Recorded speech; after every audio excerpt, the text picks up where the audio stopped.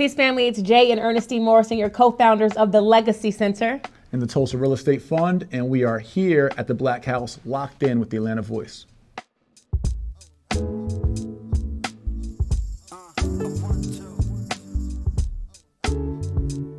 The Legacy Center is a 30,000 square foot commercial building that we purchased under the Tulsa Real Estate Fund.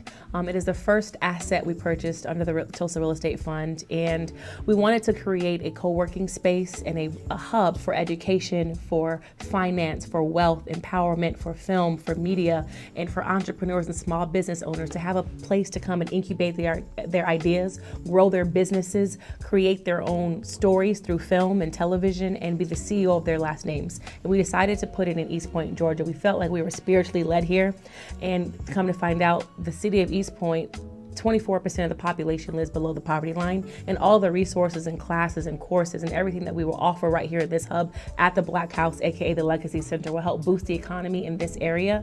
And being that this is the world's first Black-owned real estate fund, Black-owned and managed real estate fund, we wanted to be right in the heart amongst our people, amongst our community. Yeah, and it was super important for us, representing over 9,600 investment partners in our fund. We have that many families and small businesses that have ownership and equity in our fund and in this Class A office space, which sits on this 2.6 acre campus in an opportunity zone. And so we were able to hit so many marks of what community empowerment looks like, what group economics look like, and we call our fund the Tulsa Real Estate Fund in the spirit of the historic community of Black Wall Street in Tulsa, Oklahoma, that was burned down and bombed on June 1st of 1921. And so in the spirit of that Black Wall Street model, we have built the Black House and a fund that offers equity and ownership to our people. And in the Black House, we have open co-working seating, open co-working desks. We have, when you're a member, you have access to a conference room, the O.W. Gurley conference room. We wanted to be sure and be intentional about paying homage to O.W. Gurley, the founder of the original Black Wall Street in what was then Tulsa Town, now Tulsa, Oklahoma. We have Spreading the Health Cafe. It's all about us being holistically well, financially, physically, emotionally, spiritually, and we are housing all of those elements that we're offering to our community right here at the Black House. This is the headquarters of the new Black Wall Street. Yes. January 8th was the grand opening of the Black House, the Legacy Center, but it also marked the 6-year anniversary of the Jay-Morrison-Academy, which I founded in 2014, and we've now educated and empowered over 100,000 students. We made the Inc. 500 the last 2 years in a row, last year being top 10 educational companies in the country. And it's all about giving us the wealth education, financial education that most of us didn't get at home, that we didn't get in school, we didn't even get in college, where I missed, right? And so when it comes to second chances, when it comes to empowering the underserved and really the lower socioeconomic class, those who come from poverty, come from struggle, or those who are caught in the corner trap, the corporate trap, or the college trap, our empowerment, our corner classes, all of what we've done the last 6 years has mostly been digital or out on a road on doing, again, our corner classes, boot camps, and workshops. And so the Black House kind of ties into, now we have a headquarters, a training center for our curriculum. We've tied in Legacy Center Financial Group, where we offer tax preparation now, life insurance. One is career opportunities to be a life insurance agent or tax preparation, tax preparer, but we also offer those resources to community members. So now you don't have to go to an outside firm to get your taxes done. You don't have to go to an outside firm to get life insurance, to get credit services, to get business funding. They're all offered here virtually, online, or in person here in Atlanta Metro, right at the Black House. So all our grassroots Jay-Morrison-Academy efforts of empowering through education, that's what got me out of the corner trap in 2005. I left the streets of Newark, New Jersey, to get into real estate as a first-time homeowner and investor, and then mortgage professional. And then over the last 15 years, I've been able to build up a multi-million-dollar empire of real estate and business assets based off the things that I've learned. And I want to give those back to those, again, who came up like me, or can relate to how I came up in regards to living below the poverty line, Section 8 kid, welfare kid, high school dropout, at-risk youth, 3-time felon, non-college educated, but can still make it, right, in this world of entrepreneurship and real estate.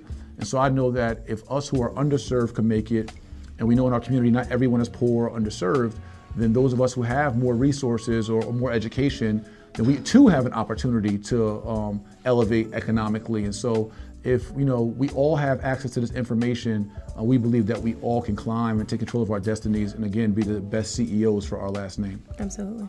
Legacy. Well, we've just completed phase 1 of the building, which encompasses the co-working space and the Legacy Financial Group. All of our financial services will be offered. And we're really excited about phase 2, which will extend our co-working space. So we'll be able to house more members. And will be launching our greenlit studios. Will be content creation spaces in the back. So we as storytellers of color, women storytellers, directors, producers, actors, writers can create our own content, control our own narratives. We'll have a green screen, a psych wall, podcast room for us to be able to control our media, as we historically have been the most entertaining group of folks in media. Now we'll be able to control the production companies and control the networks and create our own network and narrative. Yep, and that will kind of round out our phase 2, including our flex space, which will have like kind of assembly space for all purpose kind of activity. During our grand opening, many of you who came or witnessed it saw us hold, everything from tours to life insurance classes to tax classes to vision board parties all throughout the building. Yep. We use the space. God told us use this space. We have 30,000 square feet that's owned free and clear, no mortgage, with over 9,600 partners, right, of equity. But and in that phase 2, we also did an all-black kickback and turn up. Yep. It turned into Club Black House one night. Yep. So, owning your own gives us the ability to really take control of our destiny. And really a phase 3 for us is not what we do here, but how we scale this Black House model, this Legacy Center model around the country.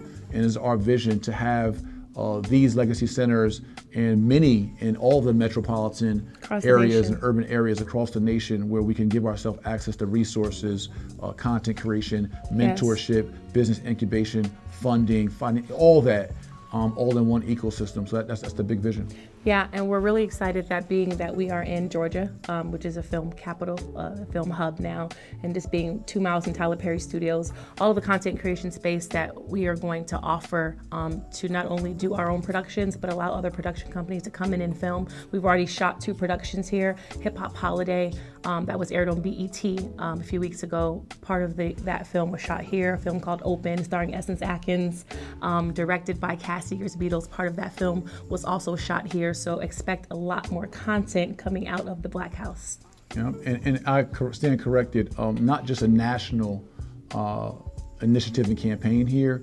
This will be a global enterprise. And Absolutely. So we can offer Legacy Center and resources to our entire community throughout the diaspora. Yep. Right? And all those who, again, it's not just for Black people. Anyone is invited, everyone is invited, but it certainly is with a focus on repairing and recovering our people and those who support the recovery and repair of our community. Absolutely.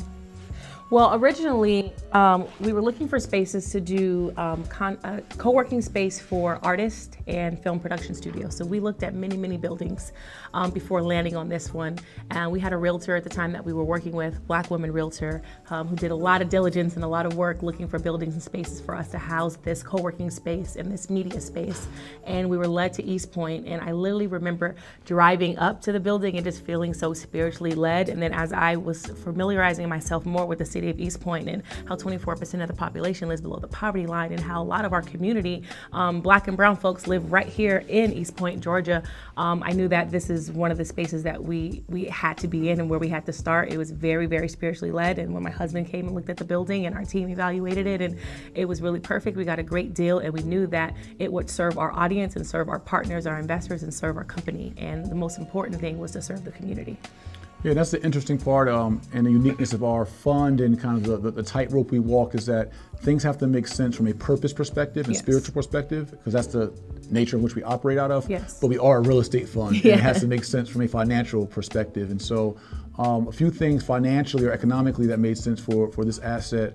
One is that it sits in an opportunity zone. Yeah. If you're not familiar with opportunity zone legislation, it offers opportunity zone funds the opportunity for a tax discount of up to 10% over a 5-year hold of an opportunity zone asset through opportunity zone fund, and an additional 5% tax discount of another 2-year hold. So in 7 years, an opportunity zone investor can have a tax coupon of 15% off their taxable income.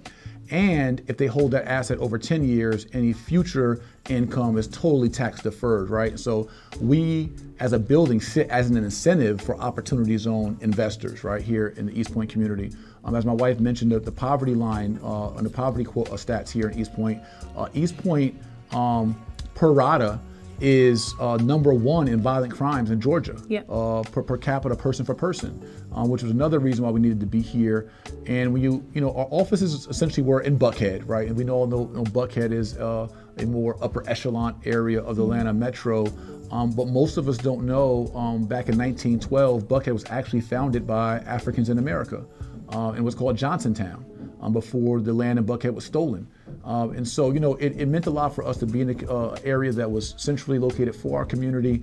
But as we found this building and negotiated this deal, we bought this building with over $400,000 of equity in it the day we bought it. The day we closed. And so, from a campus perspective, size perspective, opportunity zone, and the ability to lease out this space and improve this space to a Class A office building, it all made sense spiritually, financially, and all that. Absolutely.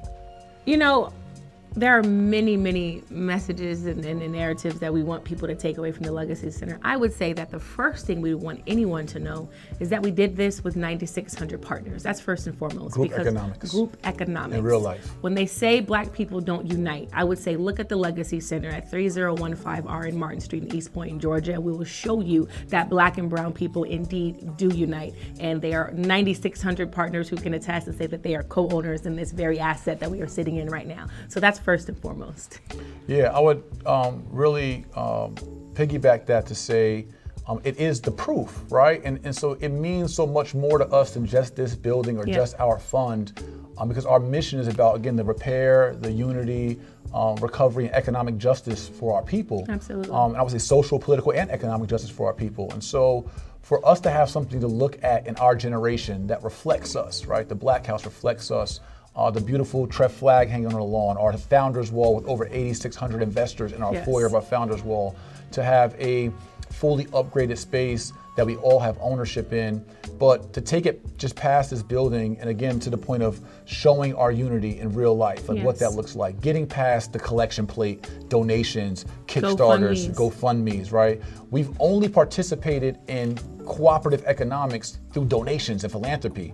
We've never really done it in the last 100 years since Marcus Garvey in 1919 have we actually equitably, meaning everybody having ownership, come together on a mass level. And we say it not to say hurrah to us, we say it to say if 9,600 plus of us can get together and raise $8.4 million and not only own this asset, but own a 98 unit apartment complex in Macon, Georgia, fund 6 minority developers throughout the country, 2 Black women on 7 units, 14 units in apartment complexes throughout the country. If we can come together with just 9,600 of us and do such trailblazing work, what could 42.5 million of us do if we get out of our own way, get on the same page? Absolutely. Black Wall Street did not die, and there will be multiple Black Wall Streets throughout this nation. And when you look at what O.W. Gurley and J.B. Stafford and Simon Berry did with Black Wall Street in Tulsa, Oklahoma, and then you look at what we're doing here with the Legacy Center, not just we've doing, but what we've all done here. Do we have a Black business owner here doing fresh juices and smoothies? We have another Black businesswoman upstairs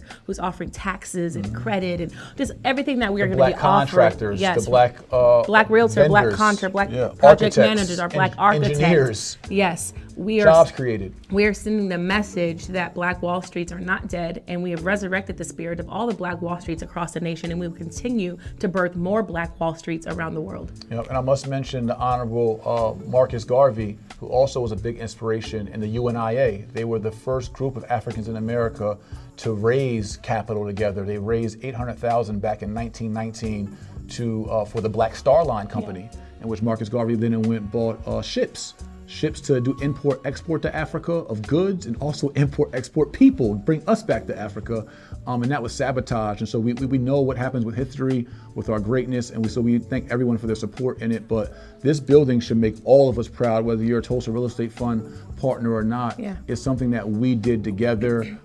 We did it in a matter of less than a year and a half. And it is a proof of Black excellence in real life.